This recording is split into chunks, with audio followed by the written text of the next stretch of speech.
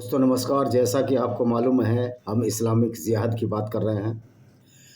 Islamic जिहाद, जैसा कि मैंने आपको बताया, दो तरह का होता है। एक होता है जिहाद अकबर, यानी कि अपनी आत्माओं की शुद्धि के लिए जिहाद करना, झूठ ना बोलना, ईमानदारी से रहना, चोरी ना करना।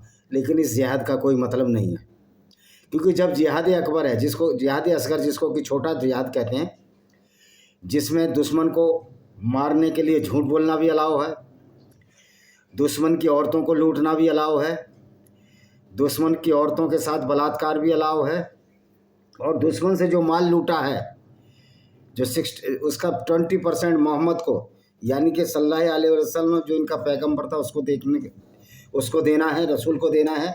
तो इस जिहाद अकबर का, या जो बड़ा जिहाद है, जो आत्मा की शुद्धि का कोई मतलब नहीं रह जाता। ये सब बेकार और बकवास चीज़ है, क्योंकि आत्मा की शुद्धि जब होगी जब आप दूसरों को कत्ल नहीं करोगे, दूसरों की हेल्प करोगे। लेकिन इस्लाम में इस तरह की कोई आइडियोलॉजी नहीं है। इस्लाम में किसी गैर मुस्लिम की हेल्प ही नहीं करनी। कल एक कोई बी आर अम्बेडकर के नाम से फेसबुक पर आया था, वो कह रहा था कि वो बहुत अच्छे थे, रसूलुल्लाह सल्लल्लाहु अलैहि वसल्लम इन मूर्खों को पता ही नहीं। अरे तू भी अगर दलित है तो इस्लाम की नज़र में तू भी नजस और पोटी जितना गंदा है। जो असली डॉक्टर भीमराव अम्बेडकर थे, उन्होंने इस्लाम के बारे में जो कुछ बताया, उसके हिसाब से इस्लाम एक गंदगी है। डॉक्टर बी आर अम्बेडकर को भी कहा था कि आप इस्लाम कबूल करो, उन्होंने कहा नहीं, ये तो बहुत बड़ी गंदगी है, इसमें तो और कुरीतियाँ हैं। और कुरान में तो लिखित कुरीतियाँ हैं। जो ये बी आर अम्बेडकर के जो समर्थक हैं, या जो लोग हैं जो वेदों को कोसते रहते हैं, जाति को कोसते रहते हैं, जाति की पराकाष्ठा जिन लोगों ने की, निश्चित तौर पर वो भी राक्षस हैं। लेकिन सनातन वैदिक धर्म में ऐसी कोई व्यवस्था शुरू से नहीं है। वेदों में कहीं जाति का जिक्र नहीं है। वेदों में कर्म के हिसाब से कैटेगरी हैं। जैसे आज ABCD ग्रुप के ऑफिसर, अधिकारी या कर्मचारी होते हैं। AB के अधिकारी माने जाते हैं और CND के कर्मचारी माने जाते हैं। कहीं कहीं C के भी अफसर होते हैं, जैसे कि पुलिस इंस्पेक्टर जो क्लास 3 होता है, लेकिन स्टेशन हाउस ऑफिसर होता है। जो एग्जीक्यूशन कर सके वो अधिकारी हैं। तो इसी तरह वो कैटेगरी थी कि जैसे जैसे कर्म करेगा उसको वैसे ही रिनेम्ड किया जाएगा, नमनक्लेचर किया जाएगा। लेकिन इन अम्बेडकरवादियों ने, इन लोगों ने सच्चाई को समझा नहीं। मनुस्मृति में भी लिखा है, जो चाणक्य की, कौटिल्य की मनुस्मृति है, मेरी समझ में नहीं आती। शेड्यूल कास्ट होने, जो कि अब भारत में डिक्लेयर्ड शेड्यूल कास्ट हैं, इन्होंने अपने आप को शूद्र कैसे समझ लिया, जबकि जन्म के आधार पर शूद्र की कोई व्याख्या ही नहीं है। तो ये सिर्फ और फायदे के लिए शेड्यूल कास्ट जाति को बनाकर और तोहमत लड़ देते हैं उन लोगों पर जो ऊंच नीच करते हैं, जबकि वैदिक परंपरा में तो ऐसा कहीं नहीं है। आप उनको गाली दे सकते हैं जिन्होंने छुआछूत किया हो, या छुआछूत की व्यवस्था के लिए, अपने फायदे के लिए जातियां बनाई हो। लेकिन आप सनातन वैदिक धर्म पर कैसे उंगली उठा सकते हैं? इवन मनुस्मृति को भी ढंग से पढ़ो। जो बी आर अम्बेडकर ने जलाई थी वो भार्गव की लिखी मनुस्मृति थी। जो चाणक्य की लिखी मनुस्मृति है, कौटिल्य की लिखी मनुस्मृति है, उसमें तो साफ साफ कहा गया है कि जन्म से सारे ही शूद्र हैं। शूद्र का मतलब गंदगी नहीं, शूद्र का मतलब है कि वो शून्य हैं, उनके पास कोई कर्म नहीं है। लेकिन जैसे जैसे आप कर्म करोगे उसी हिसाब से आप गंदे कर्म करोगे, चोरी करोगे, जेब काटोगे, निचले दर्जे के कर्म करोगे, तो आपको इसी तरह अनारी कहा जाएगा, अनार्य कहा जाएगा। अनार्य का मतलब अनाड़ी। लेकिन एक नई थ्योरी अंग्रेजों ने पैदा कर दी, आर्य और अनार्य की, जिसमें हिटलर जैसे बेवकूफ़ ने बड़ा योगदान दिया। तो इन अम्बेडकरवादियों की या बुद्धिस्टों की औकात नहीं कि इस्लाम के बारे में कुछ बोल सकें, क्योंकि इनको इस्लाम के बारे में ABCD मालूम नहीं है। इनको तो जब सनातन वैदिक धर्म के बारे में ABCD मालूम नहीं है, तो इस्लाम के बारे में क्या मालूम होगा। तो आप हम आते हैं चैप्टर पर। जो पहलगाम में जो हमला हुआ वो इसी जिहाद का नतीजा था, और जिन लोगों ने किया, जो आतंकवादी हैं, वही सच्चे मुसलमान हैं। क्योंकि इस्लाम के अनुसार गैर मुस्लिमों को कत्ल करना, उनकी औरतों को लूटना, बलात्कार करना, यही सच्चा इस्लाम है। और जिस लड़के ने उन हिंदुओं को बचाया, जो कि चिरमिरी में रहता था, जो छत्तीसगढ़ से जो 3 लोग आए थे, उनको बचाया, उनके यहाँ किराए पर रहता था, वो इसलिए बचाया कि उसमें मानवता जाग गई। अगर उसमें इस्लाम जागता तो उन लोगों को नहीं बचाता, और इस्लाम के अनुसार जो ये कार्य किया उसने हिंदुओं को बचाने का, इस्लाम की नज़र में वो खारिज हो चुका है।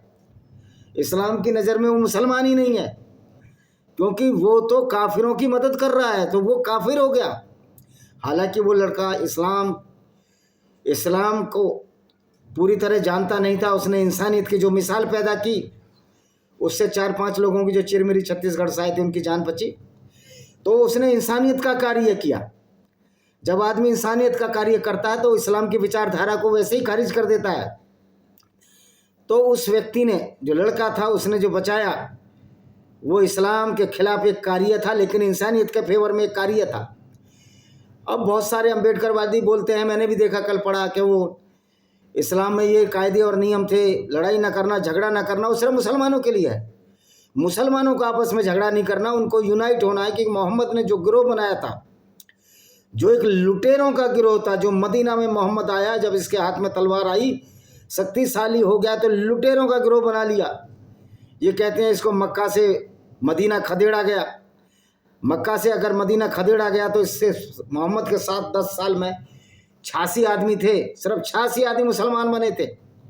अगर मक्का वाले चाहते तो वहीं कत्ल कर देते, लेकिन मक्का वाले दयालु थे, सही मायने में सेकुलर थे। 360 मूर्तियां मक्का के काबा में रखी हुई थी। जब मोहम्मद ऊट पटांग बोलने लगा, उनकी तीनों देवियों अल्लाह, तलमन्ना, तलुज्जा को गाली देने लगा, तो वो लोग उसके चाचा अबू तालिब के पास गए कि मोहम्मद इस तरह की बातें करता है, ये भाईचारे को ख़त्म करता है। तो मोहम्मद को समझाने की कोशिश की, ये नहीं समझा, और फिर झूठ पर झूठ बोलने लगा। कहने लगा मैं अल्लाह से मिलने गया, और उस मस्जिद में इसने नमाज पढ़ ली, जो मस्जिद बनी ही नहीं थी। बैतुल मुक़द्दस अल-अक़सा मस्जिद बाद में बनी, जब उस्मान ने बनाई, इनके तीसरे खलीफा ने। जब इस तरह के झूठ बोलने लगा तो लोग इसको झूठा नबी कहने लगे, और वास्तव में ये एक झूठा नबी था।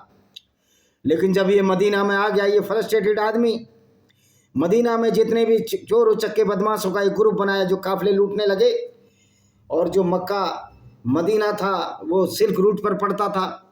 अबू सुफियान का काफिला, जो इसका चचेरा भाई था, इसी के क्लान का था, क्लान का नहीं, इसके कबीले का था। हाँ, हासिम क्लान भी उनका वही था, यानी गोत्र भी वही था और कबीला भी वही था। तो कबीले का था, उसको कई बार लूटने की कोशिश की, तो जंगे बदर हुई, लेकिन जंगे बदर में वो लड़ने नहीं गए थे। जब देखा कि अबू सुफियान का काफिला मक्का चला गया है, तो वो लड़ने नहीं, वो अब एंजॉय करने लगे, चलो यहाँ छुट्टी मनाते हैं, और पानी की खोज में गए। तो मोहम्मद ने 2 आदमियों को पकड़ लिया, उसके बदले ये लड़ाई हुई। तो मोहम्मद ने वो लड़ाई करी सिर्फ गैर मुस्लिमों को कत्ल करने के लिए, औरतों को लूटने के लिए। ये मोहम्मद का इतिहास है, उसने औरतों को लूटा। इसके लिए मैंने एक वीडियो बनाया है, बनु कुरैज़ा यहूदी औरतों को किस तरह लूटा। तो भाइयों, उस लड़के ने, जो मुसलमान लड़का था, वो नाम का मुसलमान था, कर्म से वो मुसलमान नहीं था। क्योंकि एक अच्छा इंसान कभी भी सच्चा मुसलमान नहीं हो सकता, और एक सच्चा मुसलमान मुसलमान नहीं हो सकता। तो मेरा तो कश्मीर के लोगों से यही निवेदन है, पाकिस्तान के मुसलमानों और बांग्लादेश के मुसलमानों, इन भी अरबी मुसलमानों से मेरा निवेदन है, भाइयों, आप ऐसे पैगंबर को अपना आइडियल मानते हो, जो कि औरतों को लूटने वाला था, लुटेरा था, औरतों से बलात्कार करता था, औरतों को गिफ्ट में लेता था, औरतों की खरीद फरोख्त करता था। तो आइए देखते हैं, जो जिहाद है, जिहाद का मतलब है गैर मुस्लिमों को लूटना, और अच्छे व्यवहार की जो बात है इस्लाम में, वो सिर्फ मुसलमानों के लिए है। मैं चैलेंज देता हूं, किसी भी मौलाना को एक भी आयत ऐसी बता दे जो गैर मुस्लिमों के फ़ायदे के लिए हो और पूरी मानवता के लिए फ़ायदे की हो। सिर्फ मुसलमान होना ही मानवता नहीं होता। पहलगांव में नाम पूछे, उनको नंगा किया, खतना देखा, और उसके बाद कत्ल किया। अब ये मोदी की कायरता होगी, हम काफिरों की कायरता होगी, अगर हम बदला नहीं ले सके। मोदी जी को इजराइल से सबक सीखना चाहिए, और ये पाकिस्तान के लोग अभी भी बड़बड़ कर रहे हैं, अगर तुम्हारे अल्लाह साथ है तो तुम्हारी पतलूनें गीली क्यों हो रही हैं? क्योंकि अल्लाह एक फैब्रिकेटेड है, एक झूठ है, एक फैलेसी है। हमने कई बार अपने वीडियो से साबित किया है। तो आप देखते हैं कि जिहाद में ये जब मोहम्मद लड़ने पर जाता था तो क्या क्या इसकी हदीस हैं। एक हदीस है पेड़ों को काटने और जलाने का औचित्य, पुस्तक संख्या 19 है, ये हदीस सही मुस्लिम है, संख्या बुक नंबर 19 और संख्या 43-24 कहती है। अब्दुल्ला के हवाले से बताया गया है कि अल्लाह के रसूल सल्लल्लाहु अलैहि वसल्लम ने बनु नादिर के खजूर के पेड़ों को जलाने और काटने का आदेश दिया। अल्लाह के रसूल ने खुद दिया। वे खजूर के पेड़ बुवेरा में थे। कुतैबा और इब्न रूम ने अपनी रिवायत में यह भी जोड़ा है, जो अल्लाह तो महान है, ने एक आयत उतारी, तुमने जो पेड़ काटे हैं उनके तने पर खड़े रहने दिए हैं, ये अल्लाह की अनुमति से किया है ताकि दुष्टों को अपमानित कर सकें। अब ये देखिए, पेड़ कटवाने की भी, यानी कि पेड़ अगर कोई गैर मुस्लिम लगाए उसको भी कटवाएंगे। किस तरह इस्लाम एक विध्वंसक धर्म, विचारधारा, ये धर्म तो है ही नहीं। इस्लाम से बड़ा कोई अधर्म नहीं और मोहम्मद से बड़ा कोई पापी और नैतिक चरित्र से गिरा हुआ कोई व्यक्ति नहीं। मोहम्मद हिटलर से भी ज़्यादा खतरनाक है। मोहम्मद का नैतिक चरित्र इतना गिरा हुआ था कि वो औरतों को गिफ्ट में लेता था और जो लड़की उसके हिस्से में नहीं आती थी उस लड़की के लिए 2, 3, 4, 5 गुलाम भी दे देता था कि ये लड़की मुझे तो ये सुंदर है। और एक लड़की के साथ, उसका नाम नहीं लूँगा, बार बार मैंने नाम लिया है, आप भी थोड़ा होमवर्क किया करो। उसके पति किनान अल रबी को मारा, उसके बाप होइया को मारा और उसी रात इसने उसके साथ इंटरकोर्स किया। ये था इसका कैरेक्टर, ये था इसका नैतिक कैरेक्टर। काम वासना कंधा, ये प्रॉफिट था और ये काम वासना और जो विचारधारा मोहम्मद में चलाई, उसी की वजह से पहलगांव में लोगों का कत्ल हुआ। ये हिंदुओं को कत्ल करते हैं, यहूदियों को कत्ल करते हैं और जो आपस में मुसलमानों को कत्ल करते हैं उसके लिए तो इस्लाम में मनाही है। जो लोग बोलते हैं ये आपस में भी तो लड़ते हैं, तो इस्लाम में तो उसकी मनाही है। इस्लाम में किसी मुसलमान का कत्ल ही नहीं करना है। गलती से कत्ल हो जाए तो उसके बदले खाना खिलाना है लोगों को। तो ये जो कत्ल करते हैं ये तो इनकी अपनी आपसी महत्वाकांक्षा है, इस्लाम नहीं है। असली इस्लाम वही है कि जो गैर मुस्लिमों को कत्ल करे, उनकी औरतों को लूटे। तो ये हाफिज सईद जो लश्कर तोयबा का है, सैफुल्लाह है, ये सारे इस्लामिक गुंडे हैं, इस्लामिक राक्षस हैं। इवन पाकिस्तान का असीम मुनीर और पाकिस्तान के जितने भी लोग इस्लाम को मानते हैं और जो हिंदुओं से या गैर मुस्लिमों से नफरत करते हैं, वो इस्लामिक गुंडे हैं, इस्लामिक आतंकवादी हैं। इस्लाम को मानने वाला ही आतंकवादी है। हर मुसलमान जो इस्लाम को उसी हिसाब से मानता है जिस हिसाब से पैगम्बर मोहम्मद ने माना या उनकी सुन्नत शिक्षा को माना, वो आतंकवादी है। ये रेडिकलाइज इस्लाम है जो गौरव आर्य जी से सहमत नहीं हूँ। मुझे नहीं लगता गौरव आर्य जी ने बहुत बड़ा कुरान पढ़ा होगा या इस्लाम पढ़ा होगा। मैंने 10 किताबें इस्लाम पर लिखी हैं और मेरा मेन सब्जेक्ट इस्लाम है। तो गौरव आर्य जी, ये रेडिकलाइज कुछ नहीं होता। इस्लाम स्ट्रेस पे रेडिकलाइज। मेजर गौरव आर्य, इस्लाम खुद में ही बहुत बड़ा आतंकवाद है। आप इस बात से सहमत होंगे। आप इनकी हदीसें पढ़िए, मैं हदीसों के हवाले से बता रहा हूँ। क्या पेड़ को भी ये जला देते थे लोग, कितने राक्षसी प्रवृत्ति के लोग थे। तो मोहम्मद को राक्षस कहना कोई अनुचित नहीं होगा। पहले तो ये मोहम्मद के नाम पर सड़कों पर आ जाते थे, आज लाखों करोड़ों लोग मोहम्मद की असलियत खोल रहे हैं। किस तरह उसका नैतिक चरित्र पतन हो चुका था, किस तरह उसने मुसलमानों का चरित्र पतन किया और किस तरह आज तक सऊदी अरब में जो सेक्स स्लेवरी है उस पर बैन जब लगाया, जब यूनाइटेड नेशन ऑर्गेनाइजेशन ने डंडा दिया कि तुमको बाहर कर दिया जाएगा, डिबार कर दिया जाएगा। सारे इस्लामिक कंट्री जिनके भी हेड हैं सारे गुंडे हैं, सारे राक्षस हैं, इस्लामिक राक्षस हैं। मोहम्मद बिन सलमान अगर इस्लामिक कंट्री है तो सऊदी अरब को गैर इस्लामिक कंट्री बनाओ, नहीं तो आप भी राक्षसों की श्रेणी में आते हो। सच्चाई कहने से हमें कोई डर नहीं। एक दिन इनकलाब की आंधी आएगी और सारे गैर मुस्लिम, सारे हिंदू, ईसाई, जैन, बौद्ध इकट्ठे होंगे और इस्लाम की गुंडागर्दी के खिलाफ लड़ेंगे। उसके लिए हम आह्वान करते हैं कि हमारी काफिर इंटरनेशनल आर्मी है, उसके मेंबर बनिए और शस्त्र और साहस दोनों तरह से कानून के दायरे में रहकर इन आतंकवादियों को गली गली में सफाया करो, पूरी दुनिया से सफाया करो। ये मानवता की रक्षा के लिए हमें निकलना पड़ेगा। अभी देखिए, खजूर के पेड़ का बता दिया। पुस्तक संख्या 19, संख्या 43-25 क्या कहती है सही मुस्लिम की। इमर वंश से रिवायत है, अल्लाह के रसूल सल्लल्लाहु अलैहि वसल्लम ने बनु नादिर के खजूर के पेड़ों को कटवा कर जला दिया। इसी सिलसिले में हसन, वो कवि था, कहा था कुरैश के सरदारों के लिए बोवेरा को जलाना आसान था जिसकी चिंगारियाँ सभी दिशाओं में उड़ रही थीं। इस संबंध में कुरान की आयत उतरी, तुमने जो भी पेड़ वृक्ष काट डाले या अपने तने पर खड़े छोड़ दिए हैं वो इसलिए छोड़ दिए हैं कि अल्लाह की अनुमति से किया है। तो अल्लाह तो लुटेरों और बलात्कारियों का सरदार है। इसी को तो जिहाद असगर बोलते हैं। आत्मा की शुद्धि आप कैसे करोगे जब दूसरों को कत्ल करोगे, दूसरों की औरतों को लूटोगे।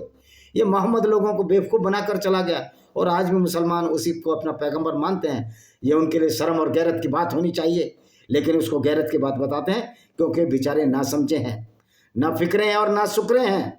इस्लाम में किसी भी भलाई का अगर गैर मुस्लिम करे उसको जहन्नुम नरक ही मिलेगा। ये लोग हिंदुओं की समझ में नहीं आती, ये बात हिंदुओं की समझ में नहीं आती और बुद्धिस्टों की समझ में तो कुछ उल्टा ही आता है। वामन में इस्लाम की में उसको ABCD मैंगो का भी नाम है मोहम्मद में इस्लाम। तुम्हारे बचाने से नाम इस्लाम नहीं बचेगा। आज तो इस्लाम में से ही लाखों करोड़ों लोग इस्लाम छोड़कर उसकी धज्जियां उड़ा रहे हैं। अब ये देखिए, युद्ध में लूट विशेष रूप से इस उम्मा के लिए वैध बनाई।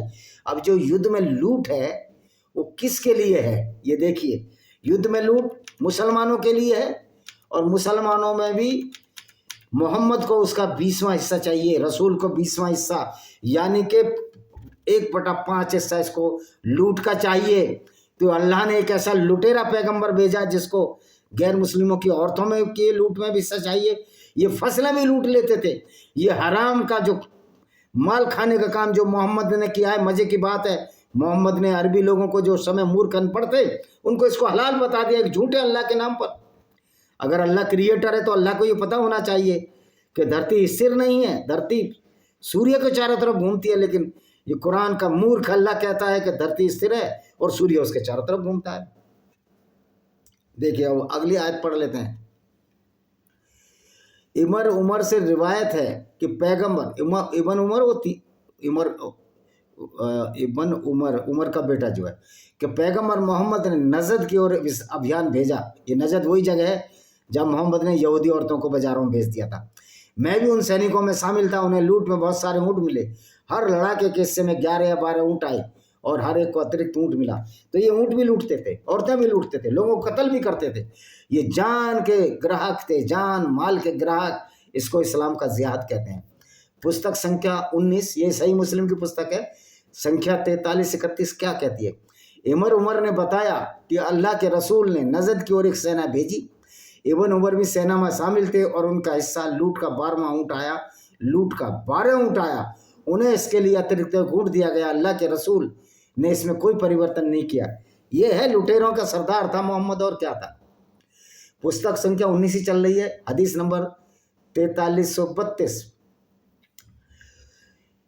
ये रिपीट है बार बार वही चीज़। इमर उमर ने रिवायत किया कि अल्लाह के रसूल नजद की ओर एक अभियान भेजा और मैं सेना के साथ था। हमें युद्ध में ऊँट और बकरियां मिली और हमारा हिस्सा प्रति व्यक्ति 12 ऊँट था। अल्लाह के रसूल, अब अल्लाह भी नकली रसूल भी नकली, ने हम में से हर एक को अतिरिक्त ऊँट दिया। क्यों? हराम का माल था ना। मेहनत तो करना मुसलमानों ने सीखा ही नहीं है, इसलिए खेती करना भी नहीं सीखते थे।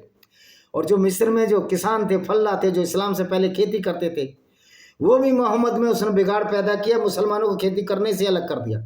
लूट में ये मशगूल रहने वाले लोग थे, इसलिए खेती नहीं कर पाए ढंग से। ये मोहम्मद का करैक्टर था जो पूरी दुनिया को बर्बाद करने के लिए आया था। पुस्तक संख्या 19 हदीस 43-34 क्या कहते हैं? इबन ओन ने कहा, मैंने नबी को पत्र लिखकर कहा, नफल युद्ध की लूट के बारे में पूछा। उसने मुझे लिखा, इबन उमर अभियान में शामिल था, ये लूट में शामिल थे। सलीम ने एक हदीस सुनाई जिसे अपने पिता से सीखा था और कहा, अल्लाह के रसूल मोहम्मद ने हमारे खुम्स के हिस्से के अलावा एक अतिरिक्त ऊँट दिया और इसमें मुझे एक शरीफ मिला। शरीफ एक बहुत बड़ा पुराने ऊँट को अरबी में बोलते हैं, जो लंबा चौड़ा ऊँट हो और काफ़ी उम्र का हो, उसको शरीफ बोलते हैं। और कबीर बोलते हैं अनोखे को, जिसका कोई बेजोड़ ना हो। इबन सिहाब ने 43-46 बुक संख्या हुई 19 है, मुझे इमरमान के जरिए बात मिली, अल्लाह के रसूल सल्लल्लाहु अलैहि वसल्लम ने सेना को लूट का एक हिस्सा दिया। बाकी हदीसें भी यही हैं। फिर 43-37 अब्दुल्ला बिन उमर से रियायत है कि अल्लाह के रसूल सल्लल्लाहु अलैहि वसल्लम छोटी टुकड़ियों को अभियान पर बैठने के लिए युद्ध की लूट में से प्रत्येक बड़ी सेना में प्रत्येक लड़ाके के हद से ज़्यादा हिस्सा देते थे। और खुम्स कुल लूट का 5वां हिस्सा। अरे क्या लड़ाके का हिस्सा देगा? 5वां हिस्सा तो पहले ही रख लेता था वो। एक अकेले मोहम्मद को 20 का हिस्सा चाहिए, तो लुटेरों का सरदार था ये मोहम्मद। इससे ही साबित होता है। मोहम्मद अल अंसारी जो अबू कतादा के करीबी साथी थे, हदीस की बयान की, वो इस प्रकार बयान की कि बड़ी सेना 20% मोहम्मद को दे। अब 43-40 हदीस है। युद्ध में मारे हुए व्यक्ति की संपत्ति पर योद्धा के अधिकार के विषय में जो ये बताती है, जो युद्ध में गैर मुस्लिम मारे जाते थे या मुस्लिम मारे जाते थे, इसका भी पता लगेगा क्या हदीस है। अबू कतादा कहते हैं, हम हुनैन की लड़ाई के वर्ष में अल्लाह के रसूल के साथ एक लूट पर गए। जब हमारा दुश्मन से सामना हुआ तो कुछ मुसलमान डर के मारे पीछे लौट गए। मैंने देखा काफिरों में से एक आदमी ने मुसलमानों में से एक को दबोच लिया। मैं पलटा, पीछे से उस पर हमला किया, उसकी गर्दन कंधे के बीच एक घूंसा मारा। वह मेरी ओर मुड़ा और मुझसे इस तरह लिपट गया कि मुझे मौत सामने खड़ी दिखाई देने लगी। फिर मौत ने उसे पकड़ लिया, मुझे अकेला छोड़ दिया। मैं उमर बिन खत्ताब के पास गया, जो कह रहे थे कि लोगों को क्या हो गया है कि वे पीछे हट रहे। मैंने कहा, ये अल्लाह का हुक्म है। वो अल्लाह वल्लाह कुछ नहीं था, लोगों को बेवकूफ़ बनाते थे। अल्लाह का हुक्म तो ये भी था, फिर इसको भी मानो कि काबा पर जो अटैक हुआ अल्लाह का हुक्म था। जो ऑटोमन साम्राज्य ख़त्म हुआ, भारतीय जोधपुर की राजपूतों की सेनाओं ने जो खलीफात ख़त्म की, वो भी अल्लाह की मर्जी थी। जो 93,000 पाकिस्तानी सैनिकों के पतलून उतारी, पेशाब कर दिया पतलूनों में 3,000 भारतीयों के सामने, वो भी अल्लाह की मर्जी थी। एक्चुअली में अल्लाह की कोई मर्जी है नहीं, अल्लाह है ही नहीं। अल्लाह तो बिल्कुल डेड बॉडी है, कठपुतली है, अल्लाह कुछ नहीं, नाकारा अल्लाह है। इसको तो चाहिए, मुसलमानों को चाहिए, जब इसको कत्ल करवाना होता तो मुसलमानों के हाथ ये छोड़ देता। ये सारा जो किया धारा है, सारी जो गुंडागर्दी मोहम्मद की है। मैंने कहा, ये अल्लाह का हुक्म है। तब लोग लौट गए। लड़ाई मुसलमानों की जीत के साथ समाप्त हुई। अल्लाह के रसूल, ये अल्लाह का रसूल, इस पर लेगा, उन पर शांति हो। मैं कह रहा हूँ, शांति कब्र में भी उसके कीड़े पड़े। इतना गंदा आदमी था। युद्ध की लूट को विपरीत करने के लिए बैठ गए। उन्होंने कहा, जिसने दुश्मन को मार दिया इसका सबूत ला सकता है तो उसे उसका सामान मिलेगा। अपवित्र पैगंबर नहीं, अपवित्र लिखा, मैं कहूँगा अपवित्र नाचीज पैगंबर ने तीसरी बार वही टिप्पणी की और मैं खड़ा हो गया। अब गए, दुश्मन का सामान मेरे पास है, उसे अपना अधिकार में छोड़ने के लिए राजी करें। इस प्रस्ताव पर आपत्ति करते हुए अबू बकर ने कहा, अल्लाह की कसम ऐसा नहीं होगा। अल्लाह के रसूल, उन पर शांति हो। मैं कहता हूँ उस पर शांति हो, उसकी कब्र में कीड़े पड़े। अल्लाह के शेरों में से एक शेर को वंचित करना पसंद नहीं करेंगे, जो अल्लाह और उसके रसूल के मार्ग में लड़ते हैं और आपको लूट का उसका हिस्सा देते हैं। तो अल्लाह के रसूल उस पर अशांति होने कहा, अबू बकर ने सच कहा है, इसलिए सामान अबू कतादा को दे दो। इसलिए उन्होंने मुझे दे दिया। मैंने कवच बेच दिया जो लूट के माल में मेरा हिस्सा था, और बिक्री की आय से बनु सलमा की गली में एक बगीचा खरीदा। ये लूट के माल में ये बगीचे खरीदते थे, जैसे आज के गुंडे माफिया करते हैं, धर्मपाल यादव जैसे लोग, और बहुत सारी माफिया हैं, राजनीतिक माफिया हैं। ये सारे गुंडे बदमाश हैं। ये तो फिर भी छोटे गुंडे बदमाश हैं। डीपी यादव, मोहम्मद बहुत बड़ा गुंडा और बदमाश था, माफिया था। यह इस्लाम अपनाने के बाद मेरी पहली संपत्ति थी। लैथ द्वारा वर्णित हदीस के एक संस्करण में अबू बकर द्वारा कहे शब्द हैं, नहीं, कभी नहीं, वैसे कुरैश के किसी लोमड़ी को नहीं देगा। अल्लाह के शेरों में शेर को तो छोड़ दीजिए। और हदीस इन शब्दों के साथ समाप्त हो लिए, पहली संपत्ति मैंने अर्जित की, यानी लूट का माल। और जहाँ इनको लूट का माल नहीं मिलता, वहाँ ये लोगों को कत्ल करते हैं, क्योंकि कश्मीर में तो लूट नहीं सकते, वहाँ तो आर्मी लगी रहती है। पुस्तक संख्या 19, संख्या 43-41 सही मुस्लिम की ये बुक है जिहाद की, यानी कि इस्लामिक गुंडागर्दी। अब्दुल रहमान बिन औफ से वर्णित है, उन्होंने कहा, जब मैं बद्र के दिन युद्ध के मैदान में खड़ा था, मैंने अपने दाएं और बाएं ओर देखा और अपने आप को अंसार के 2 लड़कों के बीच पाया। अंसार वो लोग थे जो कि मदीना में पहले मुसलमान बने, और मुहाजिर वो थे जो मक्का से मदीना गए, जिसमें मोहम्मद भी था, जो उम्र में काफ़ी छोटे थे। मैंने चाहा मैं मजबूत लोगों के बीच होता। उनमें से एक ने मुझे संकेत दिया और कहा, चाचा आप अबू जहल को पहचानते हो? अबू जहल वही था जो मोहम्मद की पोल खोलता था। मैंने कहा, हाँ। हे मेरे भतीजे, तुम उसके साथ क्या करना चाहते हो? उसने कहा, मुझे बताया है कि वो अल्लाह के रसूल को गाली देता है। अल्लाह के रसूल को तो हम भी कहते हैं वो कमीना और नाचीज था। कितनों के गले उतारोगे? तुमसे अल्लाह से ज़्यादा ताकतवर काफिर हैं आज की तारीख में। अल्लाह की कसम, जिसके हाथ में मेरी जान है, अगर मैं उसे देख लूँ तो मैं उससे हाथापाई करूँगा, और उसे जब तक नहीं छोड़ूंगा तब तक हम में से कोई जिसे मरना तय है मारा ना जाए। बताने वाले ने कहा, मैं इस पर हैरान हुआ, यानी अब्दुल रहमान बिन औफ ने कहा। फिर दूसरे ने मुझे संकेत दिया, इसी तरह के शब्द कहे। जैसे उन्होंने सुना तो इसकी ओर लपके उस पर अपनी तलवारों से, तब तक वो प्रहार करते रहे जब तक वह मर नहीं गया। फिर अल्लाह के रसूल सल्लल्लाहु अलैहि वसल्लम के पास लौट आए और उन्हें इस हादसे की सूचना दी। उन्होंने पूछा, तुमने किसने उसे मारा? उनमें से हर व्यक्ति ने कहा, मैंने मारा है। उन्होंने कहा, क्या तुमने अपनी तलवारें पहुँच ली हैं? उन्होंने कहा, नहीं। उन्होंने उनकी तलवारों की जांच की और कहा, तुम दोनों ने मार डाला है। फिर उन्होंने फैसला किया, अबू जहल का सामान उन्हें मुआज बिन अम्र बिन अल जमू को सौंप दिया, और 2 लड़के मुआज बिन अम्र बिन जौत और मुआज बिन अफरा थे, यही गुंडे थे। यानी कि मोहम्मद ने छोटी उम्र के लड़कों को भी गुंडा बनाया, उनको भी लुटेरा बनाया। ये मोहम्मद की सुन्नत है। पुस्तक संख्या 19, संख्या 43-42 क्या कहती है, सुन दे। और भी मलिक ने वर्णित किया, हिमयार जनजाति के एक व्यक्ति ने एक दुश्मन को मार दिया और लूट लेना चाहता था। खालिद बिन वालिद जो उनके ऊपर कमांडर था उसे मना किया। और भी मलिक कथावाचक जो बता रहा है अल्लाह के रसूल, ये इसमें लिखा उन पर शांतियों में कहता हूँ उस पर लानत हो, उसकी कब्र में कीड़े पड़े के पास आए और उन्हें सह की सूचना दी। बाद में खलीद से पूछा किस बात में तुम्हें लूट का माल उसे देने से रोका। खलीद ने कहा मुझे लगा कि बहुत ज़्यादा है। उन्होंने यह पवित्र पैगंबर लिखा, मैं कहता हूँ अपवित्र पैगंबर नाचीज लुटेरा पैगंबर ने कहा इसे सौंप दो। अब जब खालिद के पास गया तो बाद वाले ने उसे उसके लवादे से खींचा और कहा उसे चढ़ाने के तौर पर, क्या वही बात नहीं हुई? मैंने अल्लाह के रसूल, इसमें लिखा उन पर शांतियों में कहता हूँ, वह शांत रहे, उसकी आत्मा तड़पती रहे, उसके कीड़े पड़े से तुम्हारे पास रिपोर्ट थी। जब अल्लाह के रसूल उस पर अशांति होने सुना तो वह बड़ा क्रोधित हुआ और कहा खालिद उसे मत दो, खालिद उसे मत दो। क्या तुम से द्वारा नियुक्त कमांडरों को छोड़ने जा रहे हो? तुम्हारी और उनकी मिसाल उस व्यक्ति की है जो ऊँटों और भेड़ों को चराने के लिए ले गया, फिर उन्हें चलाया और जब उनके पीने पानी का समय आया तो उन्हें कुंड के पास ले गया, फिर उन्होंने उसमें से पानी पिया, फिर उसका स्वच्छ जल भी पी गए और गंदा पानी नीचे छोड़ दिया। तो स्वच्छ जल अर्थात सर्वोत्तम पुरस्कार तुम्हारे लिए है और गंदा पानी उनके लिए है। देखिए कितना ये सर्टिफाइड, इससे साबित होता है कि मोहम्मद एक सर्टिफाइड लुटेरा था।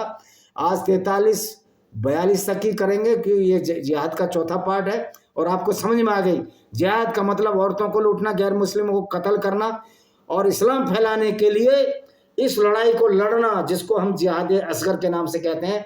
तो ये आज का चैप्टर था। मैं हूँ विजय कुमार, मेरी 10 किताबें हैं जो इस्लाम के ऊपर है, आप उनको ज़रूर पढ़िए, उनको खरीदिए। डिस्क्रिमिनेटेड हिंदू बाई विजय कुमार पाल है और बहुत सारी किताबें invaders and hidden facts by Vijay Kumar Pal है। और जो हम बात करते हैं ऑथेंटिक बात करते हैं, हम वामन में इस्लाम नहीं है, जहाँ मोदी जी की गलतियाँ हैं उनको भी हमने गिनाया है। और जो ऑथेंटिक चीज़ है, बिना वेद पढ़े वामन में इस्लाम वेदों की व्याख्या कैसे कर सकता है? उसको तो ABCD नहीं आती। जो ये दलित जो महार जो अम्बेडकर साहब को भी मुझे लगता है ना वेदों की कोई समझ नहीं थी। उन्होंने उन पर पार्टी के आधार पर अपने धर्म को त्यागा, अपनी आइडियोलॉजी को त्यागा, जो नीच तुच्छ लोगों द्वारा जातिवाद फैलाकर, कर्मकांड फैलाकर सनातन वैदिक धर्म को बदनाम करने का कार्य किया। तो ये भी उसी राक्षसी प्रवृत्ति के लोग हैं जिन्होंने सनातन वैदिक धर्म को खत्म करने का कार्य किया। जिस तरह मोहम्मद एक राक्षसी प्रवृत्ति का व्यक्ति था, आज उसी मोहम्मद की राक्षसी प्रवृत्ति की वजह से यह इस्लाम भी खत्म हो जाना चाहिए, ऐसी हम आशा करते हैं। और सारे मुसलमानों को हम दावत देते हैं कि ऐसे पैगंबर को जो एक लुटेरा हो, जो झूठ बोलता हो, अपना पैगंबर मानने से छोड़ें और अपनी इज्जत आप करें। जब आप अपने पैगंबर को इज्जत करोगे जो कि लुटेरा था, जो कि जिहाद करता था, लोगों को कत्ल करता था, तो हम आपकी इज्जत क्यों कर पाएंगे? क्योंकि आप तो ऐसे व्यक्ति को अपना आदर्श माने बैठे हो जो एक किसी भी गिरे हुए व्यक्ति से भी गिरा व्यक्ति था। इसी के साथ इन वीडियो को मैं विराम देता हूँ। वंदे मातरम, जय हिंद, आपका दिन शुभ हो।